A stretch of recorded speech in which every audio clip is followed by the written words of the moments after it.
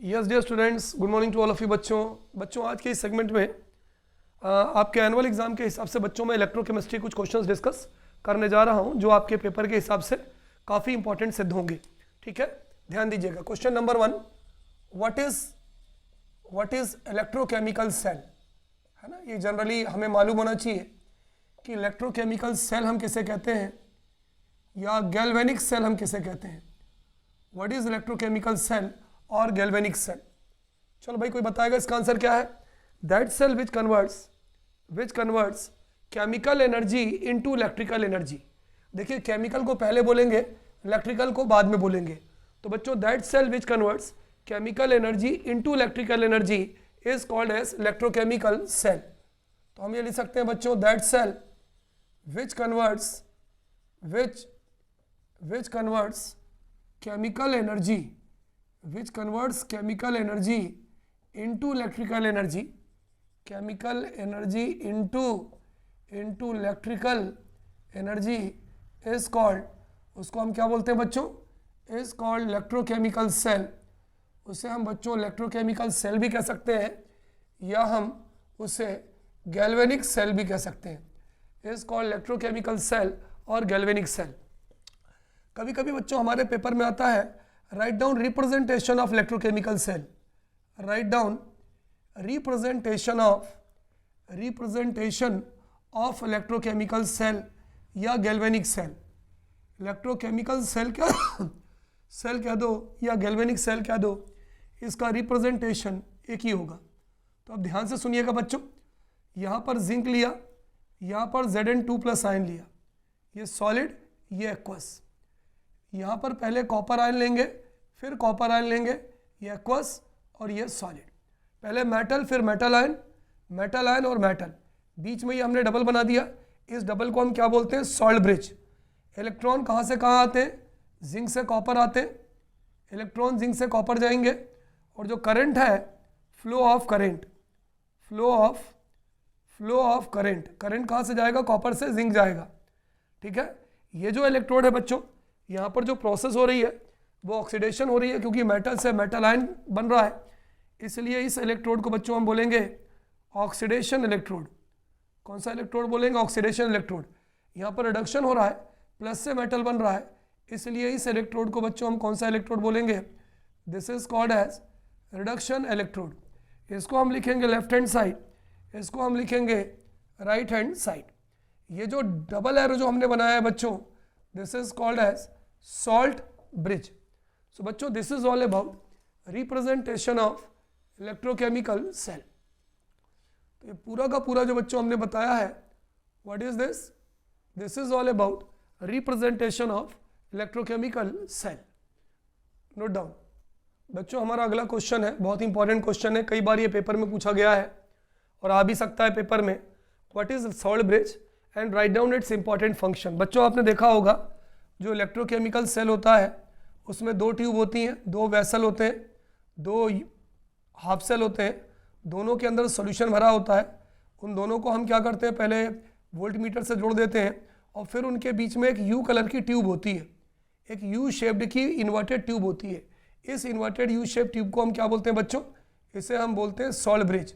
तो हमारा वही क्वेश्चन है कि भाई ये जो सॉल्ट ब्रिज होता है, यू शेप्ड का, इन्वर्टेड यू है क्योंकि सीधा यू तो ऐसा होता है, इसका फंक्शन क्या होता है। तो सॉल्ट ब्रिज एक्चुअली होता क्या है, salt bridge in an inverted U shaped device. ये यू शेप्ड की एक इन्वर्टेड डिवाइस होती है, फिल्ड विथ इलेक्ट्रोलाइट। इसके अंदर इलेक्ट्रोलाइट भरा होता है, KCl NaCl भरा होता है, एलॉन्ग विथ जेलेटिन और एगर। बच्चों, कभी कभी हमारे पेपर में एगर भी आता है, एगर। तो जेलेटिन भी लिख सकते हैं या जेलेटिन की जगह केमिकल और आता है जिसे हम बोलते हैं एगर। तो उसमें हम इलेक्ट्रोलाइट तो भरते ही भरते हैं, साथ में केमिकल भरते हैं, जेलेटिन या एगर। ये क्यों भरते हैं, to make them semi solid. क्योंकि अगर हम यू शेप्ड ट्यूब को कांच का बना होता उल्टा करके रखेंगे और इसके अंदर कोई चीज़ भरेंगे तो वो सॉल्यूशन के अंदर गिर जाएगी। तो इसलिए इसके अंदर हम इलेक्ट्रोलाइट तो भरते ही हैं, साथ में जेलेटिन या अगर मिला देते हैं ताकि ये सेमी सॉलिड रहे। फंक्शन क्या है भाई सॉल्ट ब्रिज का, it maintains the electrical neutrality in the 2 half cell.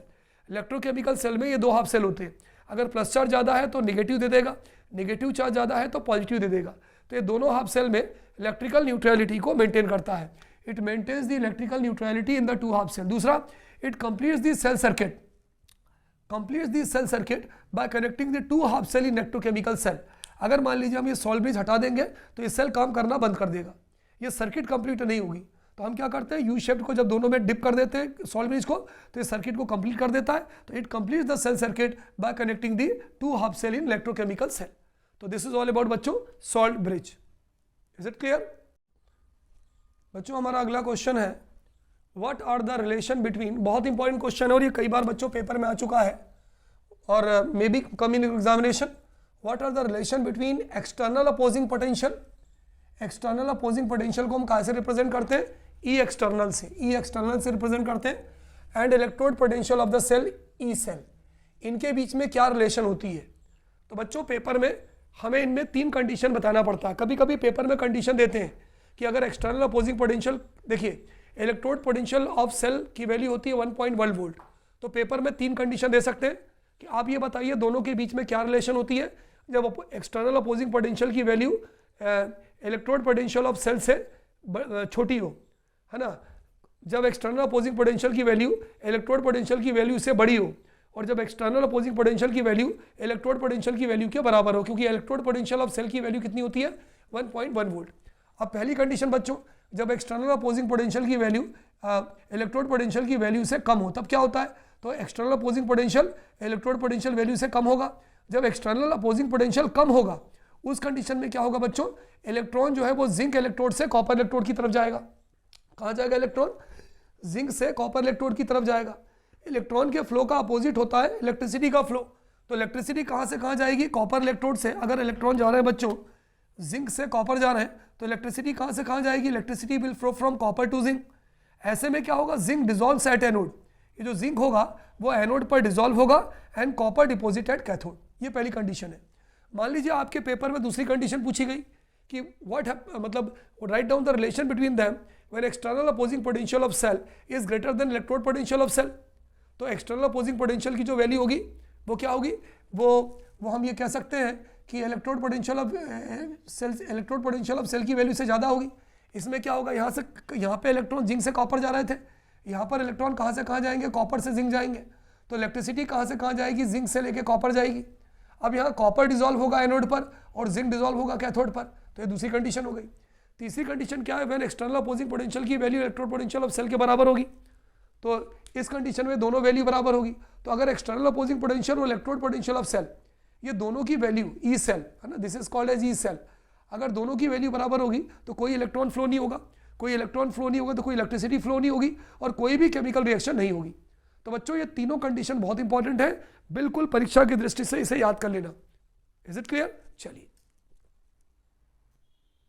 बच्चों हमारा अगला क्वेश्चन है राइट डाउन डिफरेंस बिटवीन, किसके बीच में, इलेक्ट्रोकेमिकल सेल या गैल्वेनिक सेल और इलेक्ट्रोकेमिकल सेल, है ना। ये भी इंपॉर्टेंट है कि पूछ सकते हैं शॉर्ट नोट में आपसे। इलेक्ट्रोकेमिकल सेल या गैल्वेनिक सेल क्या करता है बच्चों, converts chemical energy into electrical energy. Electrolytic cell इसका उल्टा है, converts electrical energy into chemical energy. यहाँ पर क्या होता है आपको मालूम है, oxidation and reduction reaction takes place in different half cell, दोनों अलग अलग हाफ सेल में होती है।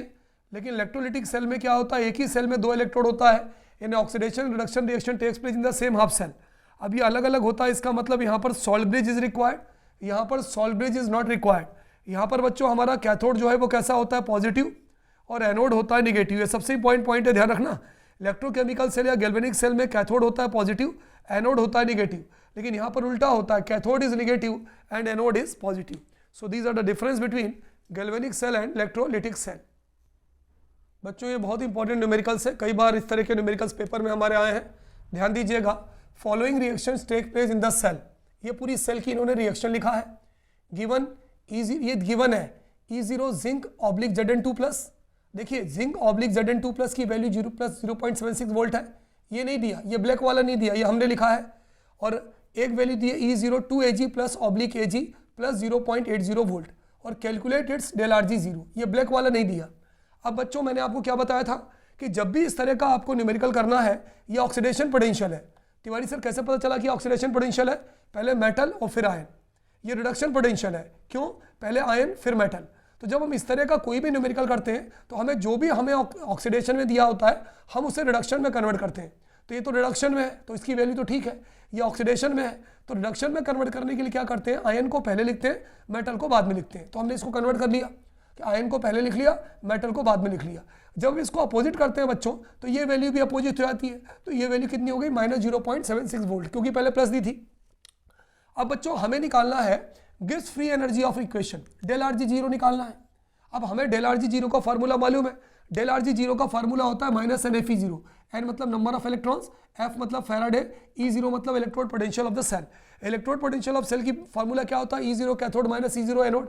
अभी इसकी वैल्यू कितनी है, -0.76, इसकी वैल्यू +0.80 है ना। मैंने आपको पढ़ाया था कि जो ज़्यादा वैल्यू होती है वो हमेशा कैथोड की होती है और जो कम वैल्यू होती है वो हमेशा एनोड की होती है। तो ज़्यादा वैल्यू कितनी हो जाएगी, +0.80 माइनस और -0.76, इसकी वैल्यू रख दी माइनस +1.54 वोल्ट। अच्छा ये आ गया, ये तो हो गया E0 सेल। लेकिन हमें हमारे क्वेश्चन में क्या पूछा, डेल आर जी जीरो, तो डेल आर जी जीरो बराबर -NFE0। Number of electron lost और गेन, कितने चार्ज है, 2+। इसमें ओवरऑल चार्ज कितने हैं ये देखिए, तो ओवरऑल चार्ज है 2+, है ना। अगर 2+ है तो 2 इलेक्ट्रॉन इंटू 96,501 फैराडे की वैल्यू होती है, जो आपको याद होना चाहिए। E0 की वैल्यू आ गई 1.54। जब इसको सॉल्व करेंगे बच्चों, so it will give us -301 kilo joule into mole inverse. Important numerical है बच्चों, मे कम इन एग्जामिनेशन। बच्चों ये अगला क्वेश्चन है, बहुत इंपॉर्टेंट क्वेश्चन है जो हमारे पेपर में कई बार पूछा गया है। यहाँ पर इन्होंने इलेक्ट्रोकेमिकल सेल दिया है, यहाँ पर इन्होंने इलेक्ट्रोकेमिकल सेल दिया और पहला क्वेश्चन पूछा है direction of flow of current. अब आप देखिए यहाँ पर अगर ध्यान से देखें तो जिंक है और ये कॉपर है और ये एनोड है और ये कैथोड है। तो यहाँ पर हो रही है ऑक्सीडेशन, तो यहाँ से इलेक्ट्रॉन निकल रहे हैं 2 इलेक्ट्रॉन और यहाँ पर इलेक्ट्रॉन जा रहे हैं +2 इलेक्ट्रॉन, ठीक है। अच्छा तो direction of flow of electron कहाँ से कहाँ हो रहा है, जिंक से कॉपर की तरफ हो रहा है। तो अगर direction of flow of current जो है वो जिंक इलेक्ट्रॉन जिंक से कॉपर जा रहे हैं तो आपका फ्लो ऑफ करंट कहाँ से कहाँ होगा बताइए, फ्लो ऑफ करंट कहाँ से कहाँ होगा, तो zinc electrode to copper electrode.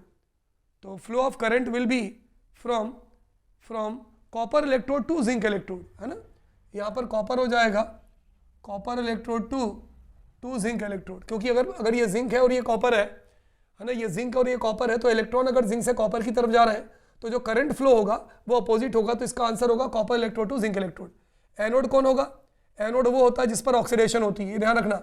Anode वो होगा जहां ऑक्सीडेशन होती है, तो जिंक पर ऑक्सीडेशन हो रही है तो जिंक आपका जिंक इलेक्ट्रोड एनोड हो जाएगा। कैथोड वो होता है जिस पर रिडक्शन होती है, तो कॉपर इलेक्ट्रोड पे जो है रिडक्शन हो रही है तो वो हो जाएगा आपका कैथोड।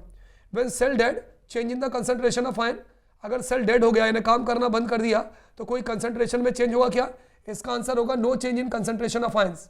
अगर सेल डेड हो जाए तो आयन के कंसंट्रेशन में कोई भी चेंज नहीं होगा, न कम होगा न ज्यादा होगा। अगला when cell functions then change in the concentration of ions, अगर सेल ये काम कर रहा है तो क्या होगा, जिंक आयन का कंसंट्रेशन बढ़ेगा, जिंक आयन का कंसंट्रेशन बढ़ेगा क्योंकि ऑक्सीडेशन हो रहा है, और कॉपर आयन का कंसंट्रेशन घटेगा क्योंकि रिडक्शन हो रहा है ना। ये बहुत इंपॉर्टेंट क्वेश्चन है बच्चों, है ना, इसको अच्छे से कर लीजिएगा। चलिए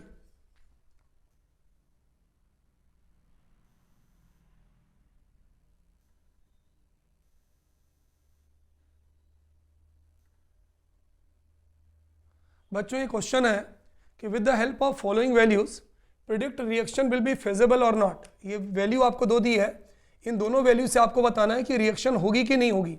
E0 रिडक्शन की वैल्यू इतनी दी है, E0 रिडक्शन जिंक की वैल्यू इतनी दी है। अब सबसे पहले हम क्या निकाल लें, E0 सेल निकाल लें। अगर हमारे E0 सेल की इलेक्ट्रोड पोटेंशियल ऑफ सेल की वैल्यू पॉजिटिव आती है तो वो रिएक्शन फेजेबल होगी, मतलब होगी रिएक्शन। अगर ये वैल्यू निगेटिव आती है तो रिएक्शन फेजेबल नहीं होगी, फेजेबल मतलब वो रिएक्शन नहीं होती है। तो चलो formula E0 cell is equal to E0 cathode minus E0 anode. अब कैसे, दोनों रिडक्शन है, दोनों रिडक्शन है तो मैंने बताया जिसकी वैल्यू ज्यादा होगी वो कैथोड, जो कम होगी वो एनोड। तो ये कैथोड है, ये एनोड है, तो ये माइनस कर लिया, ये माइनस प्लस 1.10 वोल्ट। तो ये वैल्यू चूंकि पॉजिटिव में आ रही है इसलिए हम ये कह सकते हैं कि रिएक्शन विल बी फेजेबल, कि हमारी जो ये रिएक्शन होगी बच्चों ये कैसी होगी, ये रिएक्शन फेजेबल होगी। बच्चों this is most important question from examination point of view. ये क्वेश्चन है, इस पर बेस्ड जो न्यूमेरिकल्स हैं वो हमारे पेपर में आते ही आते हैं। क्वेश्चन है डेराइव ननस्ट इक्वेशन, ननस्ट इक्वेशन को आप डेराइव कीजिए। तो हम इसको कैसे डेराइव करते हैं, देखिए consider a reduction reaction Mn plus n electron is equal to m solid. क्योंकि रिडक्शन में क्या होता है, गेन ऑफ इलेक्ट्रॉन होता है, इस पर n प्लस चार्ज है, तो n प्लस चार्ज है तो n इलेक्ट्रॉन जुड़ेंगे, जितने चार्ज होंगे उतने इलेक्ट्रॉन जुड़ेंगे, तब ये जुड़ जाएंगे तो ये सॉलिड के फॉर्म में कन्वर्ट हो जाएगा। ये एक्वस होता है, आयन हमेशा एक्वस होता है और मेटल हमेशा सॉलिड होता है। अब ये इक्वेशन हमें याद करनी पड़ेगी कि Emn plus oblique m is equal to E0। पहले नॉर्मल होता है फिर स्टैंडर्ड होता है, स्टैंडर्ड में कुछ नहीं करते, इस पूरे में बस E0 लगा देते हैं, minus RT upon NF into ln m solid upon MIN, ठीक है, और ये पूरा लिख दिया। अब बच्चों अगले स्टेप में हमने क्या किया कि जो log n है, log n को बच्चों जब हम log 10 में कन्वर्ट करते हैं तो 2.303 का मल्टीप्लाई करते हैं, तो ln को हमने क्या किया log 10 में कन्वर्ट किया, तो ये पूरा सेम आ जाएगा है ना, 2.303 RT अपॉन NF, ये log 10, ln की जगह पे log 10 आ गया। अब कंसंट्रेशन ऑफ सॉलिड और liquid is taken as unity, ये सॉलिड है तो सॉलिड होगा या लिक्विड होगा उसका कंसंट्रेशन हमेशा हम एक मानते हैं, तो 1 अपॉन mn प्लस, इसकी जगह पर 1 आ गया।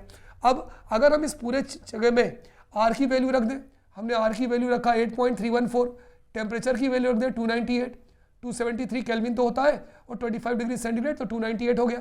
n हमें निकालना है, फैराडे की वैल्यू हमारी फिक्स है। अगर हम ये पूरी वैल्यू रख दें बच्चों तो हमारा कटपिट के जो हमारा आंसर आता है 0.0591 upon n।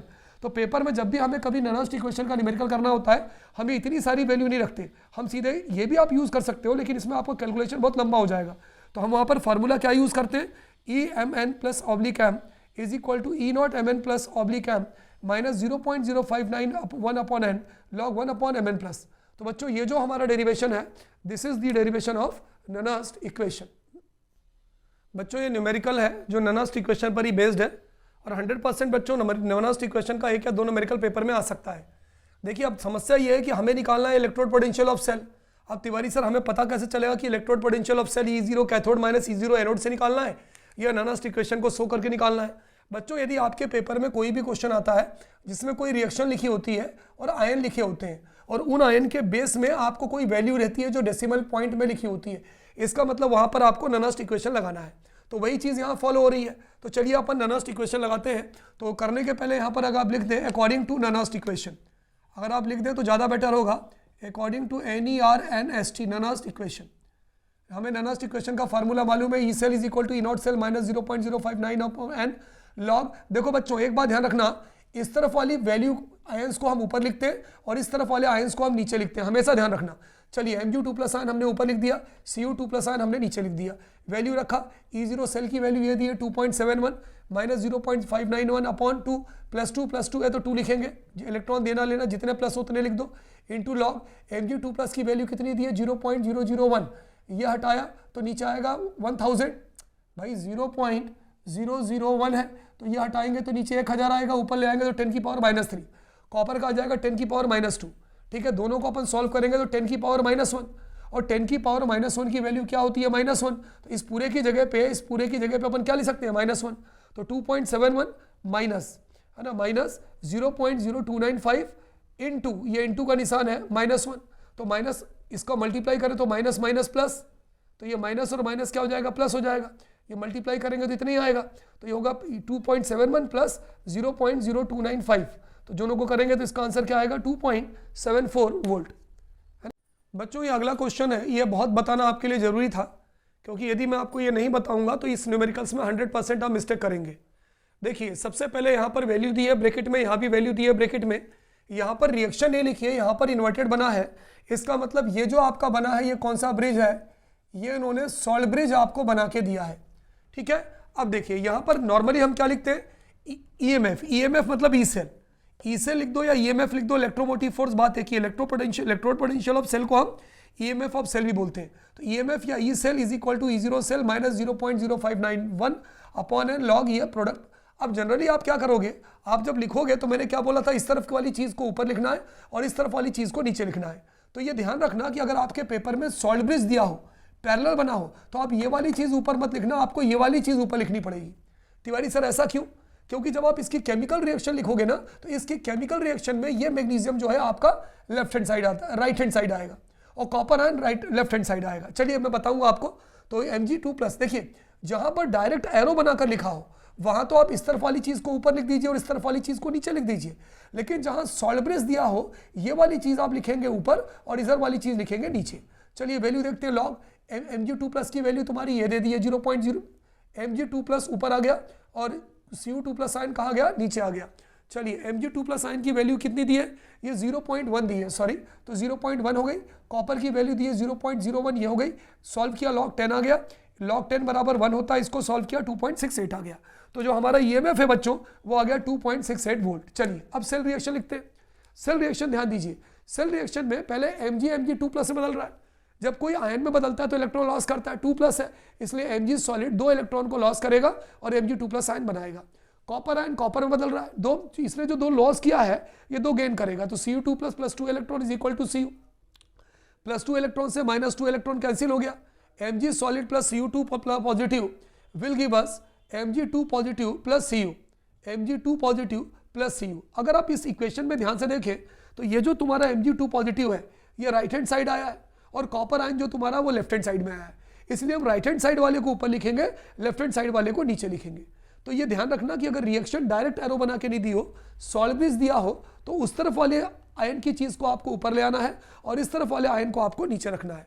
This is very important thing, so kindly note it बच्चों। ये हमारा अगला न्यूमेरिकल है जो बहुत इंपॉर्टेंट है, इसको ध्यान दीजिए। This is the important numerical from examination point of view. The standard electrode potential for Daniel cell is 1.1 volt. Calculate the del RG0 gives free energy, standard gives free energy, change of the reaction. ये reaction दी, इसका formula होता है -NFE, lost और gained electron 2 हो जाएगा, Faraday की value हो जाएगी 96,500 और E0 की वैल्यू तुम्हारी ये दी है 1.1 वोल्ट। जब दोनों को मल्टीप्लाई करेंगे बच्चों तो आ जाएगा -2122 kilojoule into mole inverse. Note down बच्चों, ये बहुत इंपॉर्टेंट क्वेश्चन है कि what is the effect of dilution on specific conductance of solution. Dilution का मतलब होता है पानी को मिलाना। देखिए स्पेसिफिक कंडक्टेंस क्या होता है बच्चों, अगर मान लीजिए 1 क्यूबिक सेंटीमीटर सॉल्यूशन है और उस सॉल्यूशन के अंदर जितने आयन्स हैं, मान लीजिए उस सॉल्यूशन के अंदर 4 आयन्स हैं, तो उस सॉल्यूशन के अंदर जितने आयन्स हैं उनके कारण जो कंडक्टिविटी होगी उसे हम बोलेंगे स्पेसिफिक कंडक्टेंस। उसे हम क्या बोलते हैं बच्चों, स्पेसिफिक कंडक्टेंस। तो वही मैंने लिखा, specific conductance is the conductance of ions present in 1 cubic centimetre of electrolytic solution. Electrolytic क्यों, क्योंकि आयन्स है, तो किसी भी सॉल्यूशन के 1 क्यूबिक सेंटीमीटर के अंदर जितने आयन्स प्रेजेंट होंगे उनकी कंडक्टिविटी को हम स्पेसिफिक कंडक्टेंस बोलेंगे। अब ये बोल रहे हैं कि आप ऑन डाइल्यूशन अगर आप इसमें पानी मिलाओगे तो क्या होगा।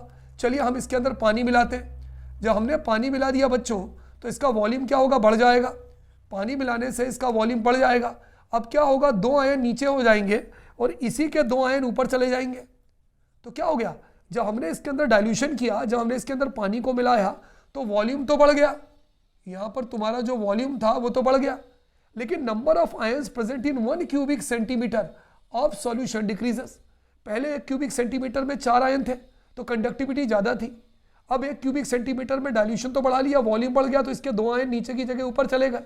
तो 1 क्यूबिक सेंटीमीटर में जो नंबर ऑफ आयन्स है वो क्या हो गए, कम हो गए। इसलिए डाइल्यूशन मिलाने पर स्पेसिफिक कंडक्टिविटी डिक्रीज होती है। तो वही मैंने लिखा है कि ऑन डाइल्यूशन जब हमने एडिशन ऑफ वाटर पानी मिलाया तो क्या हो गया, वॉल्यूम इंक्रीजेस, वॉल्यूम बढ़ गया, लेकिन वॉल्यूम तो बढ़ गया देयर है ना। देयरफॉर क्या हुआ, the number of ions in 1 cubic centimetre decreases. 1 cubic centimetre volume में जो आयन थे वो कम हो गए। Therefore we can say that specific conductance decreases on dilution. बच्चों मैंने वीडियो में इक्विवेलेंट कंडक्टेंस और मोलर कंडक्टेंस को भी समझाया है, तो आप ध्यान दीजिए कि इक्विवेलेंट कंडक्टेंस हो या मोलर कंडक्टेंस हो, कोई भी कंडक्टेंस हो, पानी मिलाने पर सारी की सारी कंडक्टेंस डिक्रीज होती है, या डाइल्यूशन पर सारी कंडक्टेंस डिक्रीज होती है। बच्चों हमारा अगला क्वेश्चन है, डेराइव रिलेशन बिटवीन कंडक्टेंस यानी C, स्पेसिफिक कंडक्टेंस यानी K एंड सेल कांस्टेंट यानी G स्टार। ये हमें इन तीनों के बीच में रिलेशन निकालनी है। तो बच्चों हमने पढ़ा specific conductance is equal to 1 upon specific resistance, तो K is equal to 1 upon rho. Rho की वैल्यू क्या होती है बच्चों, RA अपॉन L। तो रो की वैल्यू को हम इक्वेशन 1 में नीचे रख दें तो RA अपॉन L हो जाएगा। तो अगर हम इसको करेंगे तो 1 upon R into L upon A। Length of conductor and area, length between 2 electrodes and area of cross section of conductor, L upon A बराबर होता है G स्टार। G स्टार को हम क्या बोलते हैं, सेल कांस्टेंट। सेल कांस्टेंट तो K is equal to C into G star, या G star is equal to K upon C। G star मतलब सेल कांस्टेंट, K मतलब स्पेसिफिक कंडक्टेंस और C मतलब नॉर्मल कंडक्टेंस, है ना। इसे नोट कर लीजिए, डेरिवेशन है, समटाइम्स में भी आज इन एग्जामिनेशन। बच्चों ये क्वेश्चन है, जनरली हमारे एग्जाम में ये पूछा जाता है ना, एग्जामिनेशन पॉइंट ऑफ व्यू से बच्चों ये बहुत इंपॉर्टेंट हमारा क्वेश्चन है कि आप कोलरश लॉ को डिफाइन कीजिए, है ना। क्वेश्चन क्या है बच्चों कि define Kohlrausch law of independent migration of ions. जब हमारे पेपर में कोलरश लॉ से रिलेटेड कोई भी क्वेश्चन आता है तो सबसे पहले आप ये फार्मूला याद कर लीजिए, mono atom is equal to V positive lambda zero positive plus V negative lambda zero negative. ये फार्मूला अगर आप याद कर लोगे तो कोलरस लॉ आपको याद हो जाएगा। मोनो एटम बराबर क्या होता है, लिमिटिंग। ये जो जीरो है ना बच्चों, इसको हम लिमिटिंग कहते हैं। सारी चीज़ें मैं आपको बता चुका हूँ रिवीजन, है ना, एग्जाम रिवीजन सीरीज में। मोनो एटम बराबर लिमिटिंग मोलर कंडक्टेंस, है ना। ये जो जीरो होता है इसको बोलते हैं limiting molar conductance of electrolyte, है ना, ये वाला। वी पॉजिटिव वी नेगेटिव क्या है बच्चों, number of cations and anions, उनकी संख्या कितनी है। अब lambda zero positive and lambda zero negative क्या है, ये लिमिटिंग। ये जो लिमिटिंग है, limiting molar conduct ionic conductances, क्योंकि आयन लोग जुड़े हुए हैं, तो limiting ionic conductances of cation and anion, limiting ionic conductances of cations and anions given by electrolyte. अब इसी को जोड़ के बच्चों लिख दीजिए न्यूमेरिकल्स। जब आप ये डेफिनेशन बोल रहे हैं ना, तो इसमें पहला बोलिए और आखिरी बोलिए। पहला क्या बोलते हैं, according to Kohlrausch law the limiting molar conductance of electrolyte is equal to the sum of V plus V minus, आपको नहीं बोलना है, limiting ionic conductances of cations and anions given by electrolyte. फिर से देखिए, the limiting molar conductivity of an electrolyte is equal to the sum of the limiting ionic conductances of cations and anions given by electrolyte. तो ये जो definition है बच्चों, ये किसकी है, Kohlrausch law of independent migration of ions. बच्चों ये कोलरस लॉ पर बेस्ड हमारा एक न्यूमेरिकल है। ये कहता है calculate mono atom for calcium chloride and magnesium sulphate, और ये पूरी वैल्यू इनको दी है। आपको याद हो अभी कुछ देर पहले मैंने आपको कोलरस लॉ पे क्वेश्चन करवाया था। कोलरस लॉ का फार्मूला ये होता है बच्चों, ये होता है mono atom is equal to V positive lambda zero positive plus V negative lambda zero negative. अब मोनो एटम की जगह तुम्हें पहला किसका निकालना है, कैल्शियम क्लोराइड का निकालना है। तो मोनो एटम CaCl2, कैल्शियम हमारा 1 है तो मोनो एटम Ca2 प्लस, क्योंकि V प्लस की वैल्यू 1 आ गई। क्लोराइड हमारा 2 है तो क्लोराइड अगर 2 है तो V निगेटिव की वैल्यू 2 आ गई। और lambda zero to Cl negative की वैल्यू हमारी दी है 763, तो 2 इंटू 763 तो 152.6। इन दोनों को प्लस किया तो हमारा, नोट करिए बच्चों सॉरी, आंसर आ गया। अब इसी तरह से यहाँ देख लीजिए, यहाँ पर देखिए, यहाँ पर हमें दूसरी किसकी निकालनी है, मैग्नीशियम सल्फेट की निकालनी है। Mono atom MgSO4 is equal to, है ना, V प्लस की वैल्यू तुम्हारी 1 होगी, Mg2 प्लस, सल्फेट भी 1 है तो V माइनस की वैल्यू भी 1 होगी। ये इसकी वैल्यू है 106। ये देखिए Mg2 प्लस की 106, सल्फेट की 160, दोनों को प्लस किया तो 266 Simon into centimetre square into mole inverse. कोई प्रॉब्लम बच्चों? सो नोट डाउन बच्चों, ये कोलरस लॉ पर ही बेस्ड न्यूमेरिकल्स है, जो बहुत इंपॉर्टेंट न्यूमेरिकल्स है। मैंने ये डायरेक्ट आपको करके बता दिया। पेपर में क्वेश्चन आता है मोनो एटम, मतलब limiting molar conductivity for NaCl, HCl and HAC। HAC मतलब सोडियम एसीटेट, HAC मतलब सोडियम एसीटेट की इतनी इतनी इतनी दी है। ये 3 वैल्यूज इनकी दी है, 1 वैल्यू 2 वैल्यू 3 वैल्यू। और हमको यहाँ पर limiting molar conductivity acetic acid की निकालना है, CH3COOH। अब इसके लिए हम कोलरस लॉ का एक फार्मूला लगाते हैं बच्चों, limiting molar conductivity of HCl ये वाली plus limiting molar conductivity of NaSC यानी ये वाली, इन दोनों की वैल्यू को हम जोड़ देंगे और इसमें से हम क्या माइनस करेंगे, limiting molar conductivity of NaCl। क्या निकालने के लिए, ये हम तब करेंगे जब हमें निकालना है limiting molar conductivity of HAC। भाई हमें ये वैल्यू निकालना है, तो अगर हमें ये वैल्यू निकालना है तो इस वैल्यू को निकालने के लिए हम HCl और NaSC, है ना, यानी ये 1 है और ये 2 है, ये 3 है, तो 2 और 3 को हम प्लस कर देंगे और इन दोनों की वैल्यू से 1 को हम माइनस कर देंगे। तो HCl की वैल्यू तुम्हारी कितनी दी है 425, NaSC की वैल्यू कितनी दी है 91, और NaSC की तुम्हारी वैल्यू कितनी दी है, NaSC की वैल्यू 91 है। इन दोनों को प्लस कर दिया और NaCl जो तुम्हारी वैल्यू 126.4 है, इन दोनों को प्लस करके इसको हमने माइनस कर दिया। जो माइनस करेंगे तो हमारा आंसर आएगा 390.5। तिवारी सर ये यूनिट कहाँ से लिखा, ये यूनिट ऑलरेडी हमें दी हुई है कि siemens into centimetre square into mole inverse. Note कर लीजिए बच्चों, दिस इज द न्यूमेरिकल जो फैराडे पर लॉ पर बेस्ड है।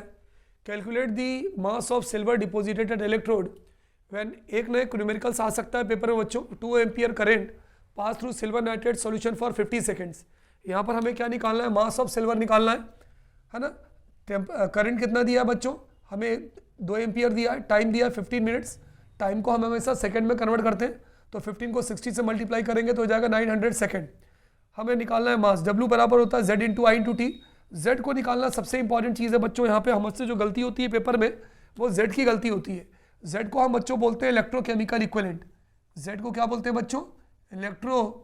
Z को हम बोलते हैं इलेक्ट्रोकेमिकल इक्विवेलेंट। Z बराबर होता है इक्विवेलेंट मास अपॉन फेराडे। लेकिन अगर मान लो आपके पेपर में मोलर मास दिया है तो इक्विवेलेंट मास बराबर क्या होता है? Molar mass upon valency into Faraday. तो अब यहाँ पे हमको मोलर मास दिया है, तो Z बराबर क्या होगा? Molar mass upon valency into Faraday. Molar mass कितना? 108। वैलेंसी सिल्वर की वैलेंसी कितनी होगी? 1 होगी, तो 1 लिख दिया। 96,500 1 फेराडे होता है। आई की वैल्यू 2 हो गई और जो आपके टाइम था वो 900 हो गया। जब सॉल्व करेंगे बच्चों तो W wills comes out to be 2.05 gram, है ना। इंपॉर्टेंट न्यूमेरिकल्स है बच्चों। ये क्वेश्चन है जो पेपर की दृष्टि से बहुत इंपॉर्टेंट है। How much charge in Faraday is required for reduction of 1 mole of Ag plus 2 Ag। तो 1 mole of Ag plus 2 Ag है, तो Ag प्लस का एक इलेक्ट्रॉन से रिडक्शन करिए तो Ag में कन्वर्ट हो जाएगा। आपने चूंकि एक इलेक्ट्रॉन जोड़ा है तो सीधे लिख दीजिए 1 फेराडे या 96,500 कूलम। अगर मान लीजिए सेम क्वेश्चन हो, बस वो for the reduction of 1 mole of Zn2 plus 2 Zn, तो अब यहाँ पे 2 प्लस है, तो अगर 2 प्लस है तो आपकी इक्वेशन क्या बनेगी? 2 प्लस है बच्चों, तो आपकी इक्वेशन बनेगी Zn2 plus 2 electron is equal to Zn। यही बनेगी, Zn2 plus 2 electron is equal to Zn। तो यहाँ पर कितने इलेक्ट्रॉन जुड़े? 2 इलेक्ट्रॉन जुड़े ना, तो 2 फेराडे और 2 इंटू 96,500 कूलम। अगर ये क्वेश्चन होगा, ये आंसर है बच्चों, है ना। इसका ये आंसर यहाँ से शुरू होता है। इसका आंसर अगर है 1 mole of Al3 positive to Al, तो अगर हम इसकी आंसर की बात करेंगे तो Al3 positive plus 3 electron, 3 electron जोड़ेंगे तो ये बनेगा Al। इसका मतलब 3 फेराडे और 3 इंटू 96,500 कूलम। बहुत ईजी सवाल है बच्चों, जो पेपर में कई बार आ चुके हैं। बच्चों इस तरह से मैंने जो भी इंपॉर्टेंट क्वेश्चंस थे जो इस यूनिट से रिलेटेड थे, सारे मोस्ट इंपॉर्टेंट क्वेश्चंस को मैंने आपको बता दी है। यहाँ पर बच्चों मैं आपको एक लिंक सेंड, इसी में एक लिंक फ्लैश होगी बच्चों, उस लिंक को ओपन करके आप इसके आगे की चीज़ जो आपके लिए पेपर की दृष्टि से बहुत इंपॉर्टेंट है बच्चों, वो सारा का सारा सेल के बारे में है। What is primary cell, what is secondary cell, है ना, what is dry cell, what are the chemical reactions that takes place in dry cell, lead storage battery, किस तरह से आप लेड स्टोरेज बैटरी के रिएक्शंस को याद करेंगे, during charging of cell, during discharging of cell, what is fuel cell, what is the chemical reaction that takes place in fuel cell. ठीक है, बहुत इंपॉर्टेंट क्वेश्चन है बच्चों, देखना ना भूलिए। What is corrosion, write down the mechanism of corrosion. तो जो भी ये लिंक आपके सामने यहाँ पर फ्लैश हो रही है यहाँ स्क्रीन पे बच्चों, इस लिंक पे जाइए, इस लिंक को क्लिक करिए और क्लिक करके इसके आगे के पार्ट को देखना बिल्कुल ना भूलिएगा बच्चों। तो इन दिस वे एक तरह से 100% बच्चों ये आपके रिवीजन का पैकेज है, बहुत शॉर्ट और कंसाइज है। Okay students, good day to all of you बच्चों, बाय।